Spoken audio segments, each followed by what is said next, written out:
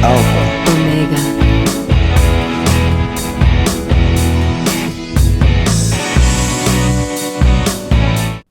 The world recently honored the passing of David Bowie, who, through his long and prolific musical career, left an indelible mark on popular culture. Few have enjoyed the longevity of David Bowie creating popular music. He produced 28 albums, and his career spanned 50 years. Through symbolism from the Western esoteric tradition, carefully crafted into his work, David Bowie assumed the mantle of a sort of a musical ascended master, a Gnostic Christ-like character who attained a high level of enlightenment and who sought to communicate an occult message to humanity. Stick around. You're about to discover David Bowie's secret message to humanity. I'm David Griffin.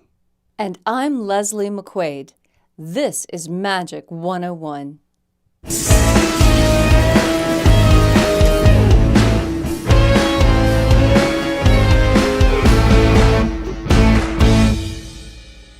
While many of David Bowie's peculiarities can be attributed to drugs and rock and roll, his deep and enduring interest in Western occultism is critical to an overall picture of his work.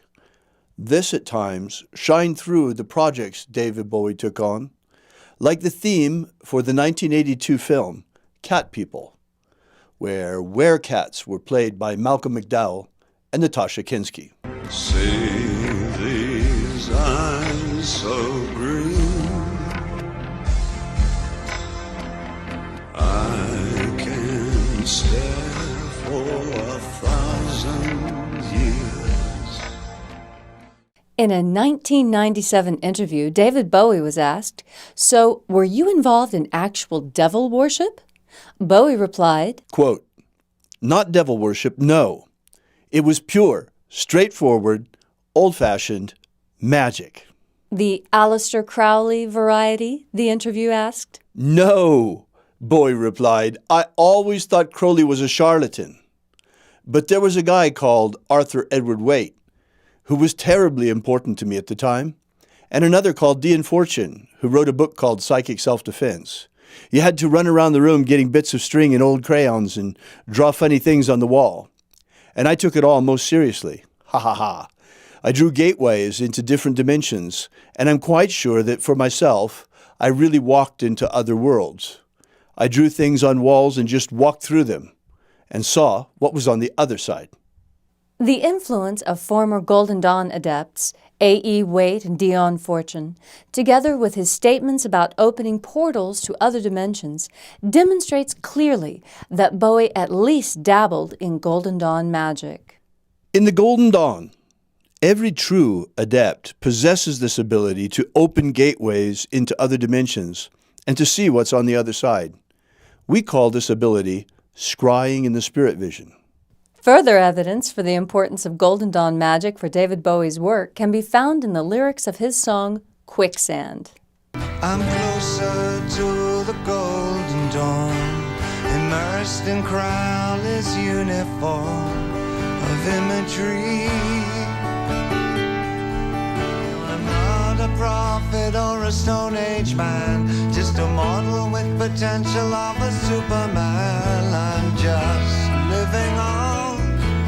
In a 1983 interview, Bowie added, Quote, "I had this more than passing interest in Egyptology, mysticism, and the Kabbalah.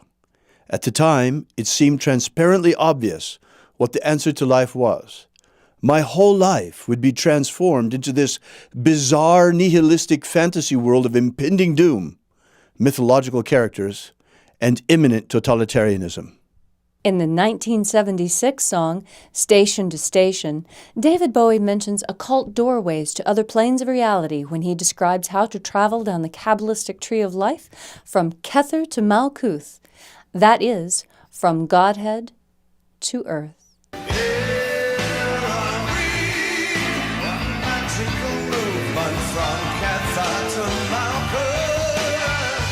Keter and Malkut are two of the 10 stations called Sephirot on the Kabbalistic tree of life used in Golden Dawn magic, respectively, the highest and the lowest points.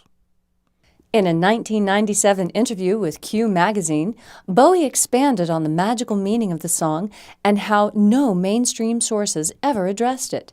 Bowie said, Quote, "The station-to-station track itself is very much concerned with the Stations of the Cross. All of the references within the piece are to do with the Kabbalah. It's the nearest album to a Magick treatise that I've written. I never read a review that really sussed it." Unquote.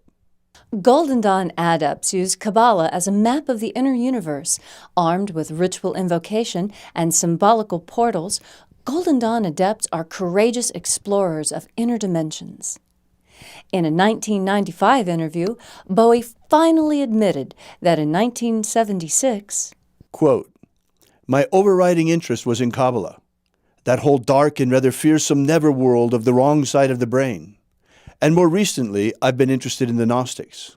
when you consider the importance of occultism in David Bowie's life, the most iconic personas of his career take on a deeper level of meaning. In 1969, Bowie released the single Space Oddity, just 9 days before the Apollo 2 moon landing, making Space Oddity the unofficial theme of this monumental event. In Space Oddity, we meet Major Tom for the first time, an astronaut launched into space and whose ultimate destiny was to remain a mystery for decades. This is Major Tom to ground control. The Hermetic tradition speaks of spiritual development as energetic evolution and solar ascension. Key to this attainment is soul growth, the cultivation of an energetic solar body that can transcend death. On an esoteric level, Major Tom represents the ascension of mortals towards divinity and marks a new height of incorporating the gnosis of Christian mysteries in David Bowie's artistic production. In 1972, Bowie introduced another new alter ego who instead descends to Earth from the heavens, Ziggy Stardust, the androgynous alien rock star sent by the Infinites to proclaim the coming of starmen to Earth.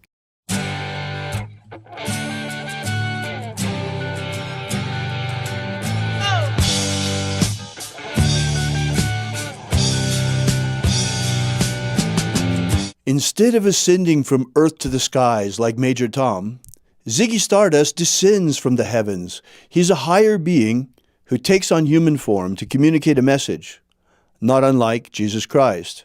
According to Gnostic doctrine, from the earliest times, messengers of the light have come forth from the true God in order to assist humans in their quest for gnosis, or contact, knowledge.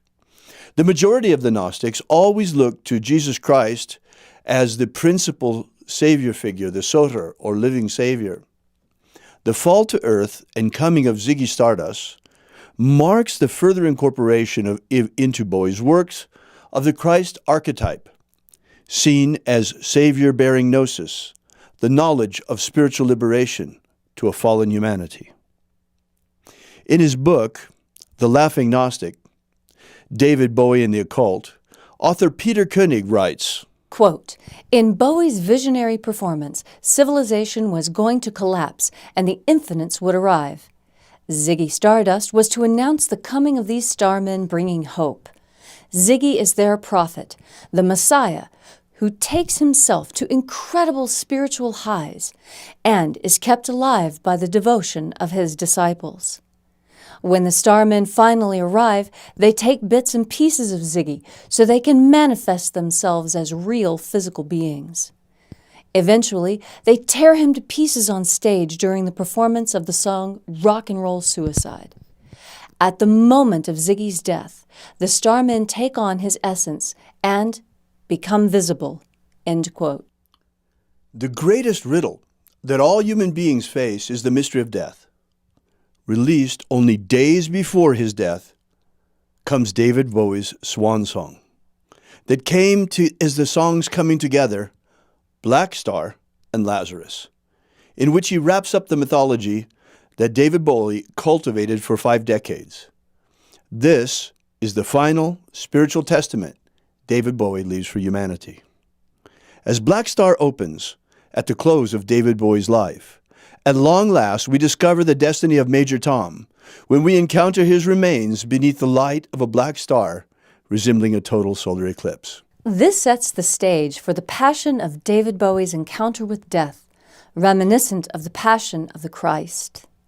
In David Bowie's final masterpiece, Black Star, Bowie returns to his iconic role as rock star preacher, bringing us one final message at the close of David Bowie's life, the message of the Black Star. The Black Star is a recurrent motif in alchemical imagery, where it represents the nigredo or blackening process. According to the solar theory presented in Madame Blavatsky's The Secret Doctrine, 1888, our sun is only a reflection of the real sun behind it, a hidden sun, which is the self-generating source of the life fluid, the vital electricity that feeds the whole system. Likewise in Kabbalah, where the sun is attributed to Tiferet at the center of the tree of life and Keter at the top of the tree, can then be likened to a sun beyond the sun, or the great central sun of our galaxy.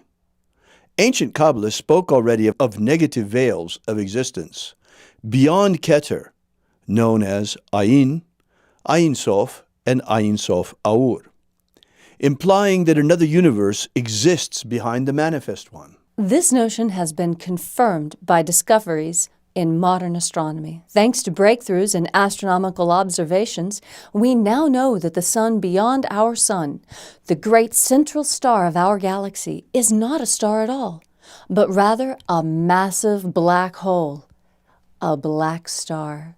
In Black Star, David Bowie symbolically proclaims a cosmology surrounding death that goes beyond even the notion of solar ascension that comprises the very heart of the Hermetic tradition. In Black Star, David Bowie suggests the existence of an even higher state of awareness than the cosmic consciousness that exists inside light at the stellar frequency of the universe. David Bowie suggests that supreme consciousness lies even beyond light, inside the black hole universe. It is with this black star that David Bowie fully identifies at the time of his death. And we see this also reflected in the Black Star song and the video with Major Tom floating away to be pulled into the black star. As Jesus Christ faced his Garden of Gethsemane, not even David Bowie's identification with the black star at our galactic core could prevent the passion and anguish of physical death, immortalized in Black Star as the passion of the blind old man. In Lazarus, David Bowie's final video and companion to Black Star, we witness the mystery of resurrection. For in Lazarus, David Bowie emerges triumphant beyond death into Black Star consciousness, where he opens proclaiming, as David Bowie bids farewell to the physical world, he leaves us that part of him that lives on. That same part of him that ascended into space as Major Tom and descended to Earth as Ziggy Stardust. What also will live on is David Bowie's final message about death and immortality in his final proclamation, I'm a black star. Considering the cultural iconic role David Bowie embodied through his music of a Gnostic version of a Christ Savior figure, it is suiting we end this memorial with the ending from David Bowie's 2013 music video, The Next Day. Until next time, I'm Leslie McQuade. I'm David Griffin, and this is Magick 101.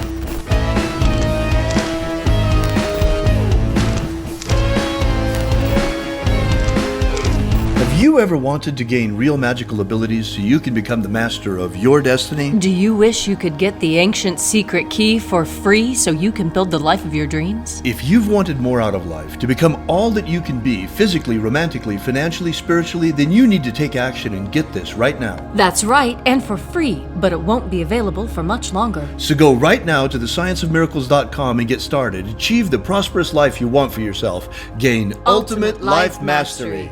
Also find our daily ritual live stream. That's right.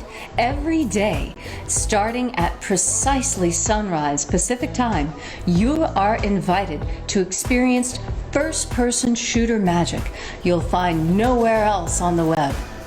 Yeah, it's pretty cool. And it's not only unique in the way that it's presented, where you're live right in the middle of the action of the ritual, but what's even cooler about it is the ritual is written in the first-person perspective of Jesus Christ. This comes from a manuscript that archaeologists found in Egypt. And they say that it comes from very, very, very early Christians, but the Christians themselves, those early Christians, say it was actually written by Jesus and was the secret magic he taught his disciples. Regardless of who wrote it or who practiced it, we have picked it up, dusted it off, and we are taking it for a test drive, and you are in the passenger seat for the whole thing. You bet. And it's really quite amazing. You're going to check it out. I mean, until now, after it was discovered, this manuscript has been in the hands of scholars. This is the first time it's really in the hands of magicians and being brought out and brought back to life.